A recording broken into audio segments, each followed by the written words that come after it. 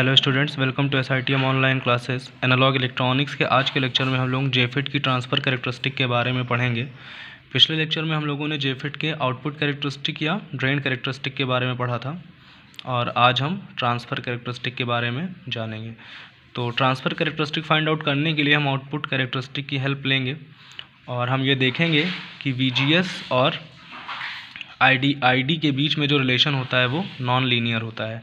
तो सबसे पहले ये जान लीजिए कि जो ट्रांसफ़र कैरेक्टरिस्टिक होती है वो ड्रेन करंट ID और VGS के बीच खींची जाती है और इनमें जो रिलेशन होता है वो ये होता है ID equals to IDSS 1 minus VGS upon VP in square. ID is equal to IDSS 1 minus VGS upon VP का होल स्क्वायर। तो ये इनका रिलेशन होता है जहाँ पे IDSS कांस्टेंट है, VP कांस्टेंट है, जबकि VGS वेरी कर रहा है और ये स्क्वायर टर्म हमें ये दिखा रहा है कि ये रिलेशन नॉन लीनियर है। ठीक, तो आइए हम देखते हैं।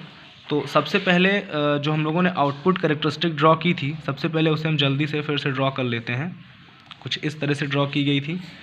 यहाँ पे करंट ID दिखाई गई थी आपको y एक्सिस पे और x एक्सिस पे आपको दिखाया गया था VDS। ठीक, फिर चूँकि शुरुआत में जब हम VDS को बढ़ाते हैं तो करंट भी उसके साथ लीनियरली बढ़ती है। सपोज़ करते हैं इस पॉइंट पे आके पिंच ऑफ की कंडीशन अगर मिल जाए तो फिर वहाँ से करंट ID कांस्टेंट हो जाती है और हमने माना था कि ये सिचुएशन कब अराइज हुई थी, VGS बराबर 0 वोल्ट्स पे। और यहाँ पे जो करंट मिली थी वो क्या थी, मैक्सिमम करंट थी, मैक्सिमम ड्रेन करंट IDSS उसका नाम दिया गया था। और ये पॉइंट क्या था, ये पॉइंट पिंच ऑफ वोल्टेज बता रहा था। तो ये सारी चीज़ें पिछले लेक्चर में हो गई थी, इसलिए मैं इसको शॉर्ट में बता देता हूँ। फिर हमने VGS से कई सारे मान लिए थे।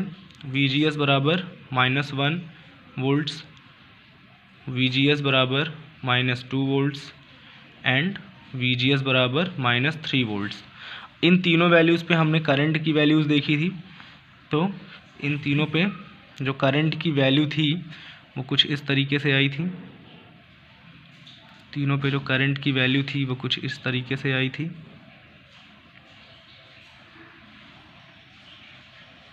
कुछ इस तरीके से हमने करंट की वैल्यू फाइंड आउट की थी और हर बार जो पिंच ऑफ था वो कम होता जा रहा था, वो शिफ्ट होता जा रहा था। तो इस तरह हमने आउटपुट कैरेक्टरिस्टिक फाइंड आउट की थी। अब इसी की हेल्प से हम ट्रांसफ़र कैरेक्टरिस्टिक फाइंड आउट करेंगे। तो आइए देखते हैं।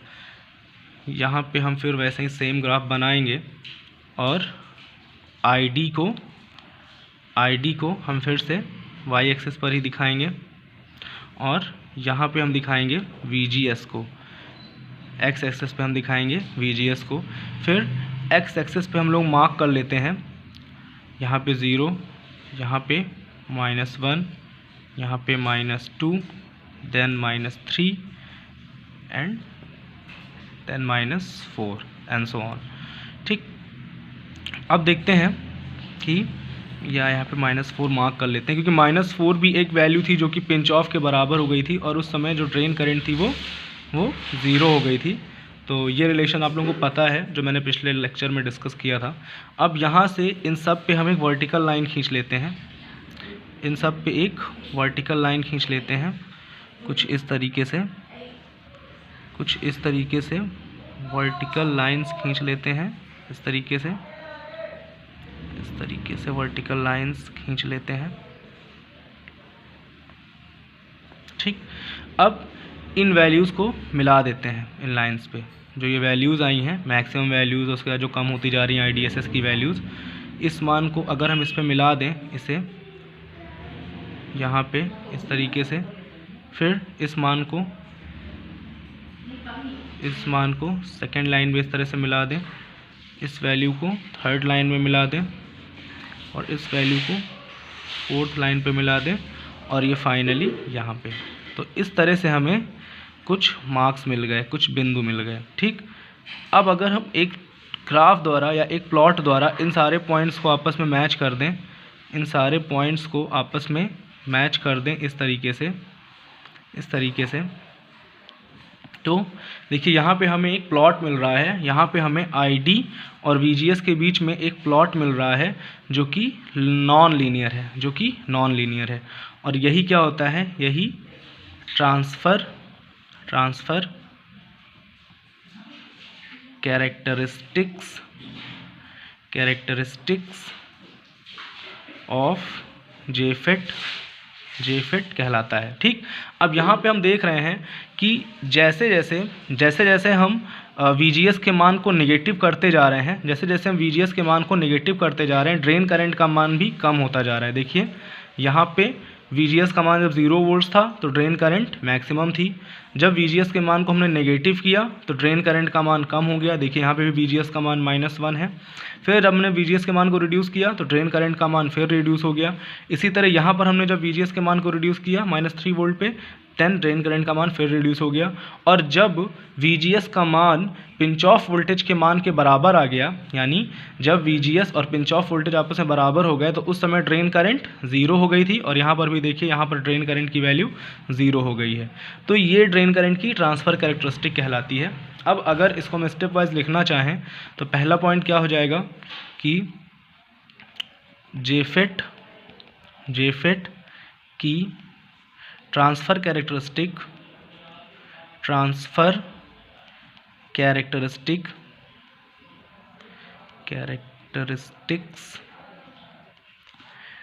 ड्रेन करंट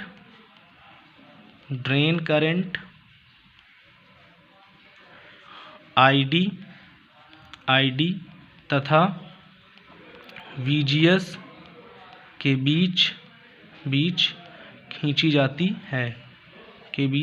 जाती है। ये पहला पॉइंट हो गया।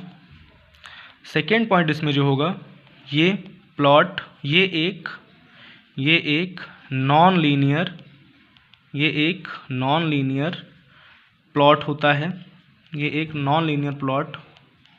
होता है, यहाँ पे आप लोग एक चीज़ और देख लीजिए, जैसे यहाँ पे ये जो स्क्वायर टर्म था ये हमें बता रहा था कि ये नॉन लीनियर है, और देखिए स्क्वायर टर्म यहाँ पे हमने फॉर्मूले से देखा था नॉन लीनियर है, और जब हमने यहाँ पे ग्राफ ड्रॉ किया तब भी देखिए नॉन लीनियर ग्राफ है। तो इससे ये प्रूफ हो रहा है कि ट्रांसफ़र कैरेक्टरिस्टिक हमेशा नॉन लीनियर होती है। थर्ड पॉइंट जो हम इसमें लिखेंगे वो लिखेंगे कि VGS के मान को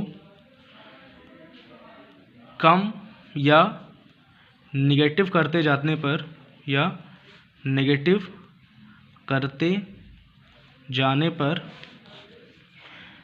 ID का मान भी कम होता जाता है। तो ये कुछ इंपॉर्टेंट पॉइंट्स हैं जो इसमें आप लिख सकते हैं। इसके अलावा इसमें और डिटेल में पॉइंट्स लिखे जा सकते हैं, लेकिन आई होप आपको समझ में आया होगा। तो आपने जो समझा है वही आप लिख भी सकते हैं। अगर उसके बाद भी आपको प्रॉब्लम होती है तो आप मुझसे पूछ सकते हैं इसमें कोई भी क्वेश्चंस, या आप मुझे बता सकते हैं कि आपको इसके अलावा भी, अगर इतने में आपको समझ में नहीं आ रहा है तो अगर आपको इसके अलावा एक्स्ट्रा नोट्स भी चाहिए तो आप मुझे बताइएगा, मैं आपको रिटन में सारे नोट्स प्रोवाइड करा दूंगा। बट आई होप कि आपको जितना मैं समझा दे रहा हूँ उतने से समझ में आ जा रहा होगा और आप अपने नोट्स बना सकते हैं।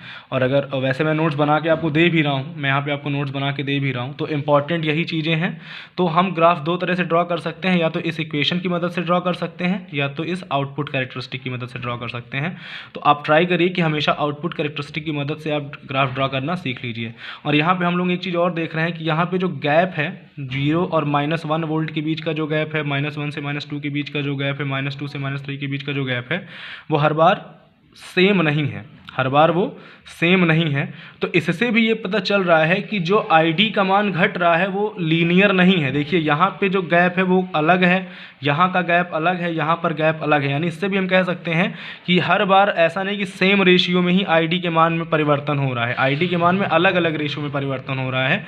इस बात से भी ये प्रूफ हो रहा है कि ये जो रिलेशन होता है ये नॉन लीनियर रिलेशन होता है। यानी VGS को नेगेटिव करते जाने पर ID के मान में जो चेंजेस हो रहे हैं, इससे भी ये पता चल रहा है कि नॉन लीनियर है। अगर लीनियर होते तो हर बार ये गैप जो होता वो सेम होता। आप ये मत सोचिए कि बनाने में गैप ज़्यादा हुए, एक्चुअली ये गैप ज़्यादा होते ही हैं, ये अनइवन गैप होते हैं, ये बराबर नहीं होते हैं। यहाँ पे गैप आपको अलग दिखेगा, यहाँ पे गैप आपको अलग दिखेगा, यहाँ पे गैप अलग दिखेगा, यहाँ पे गैप अलग दिखेगा।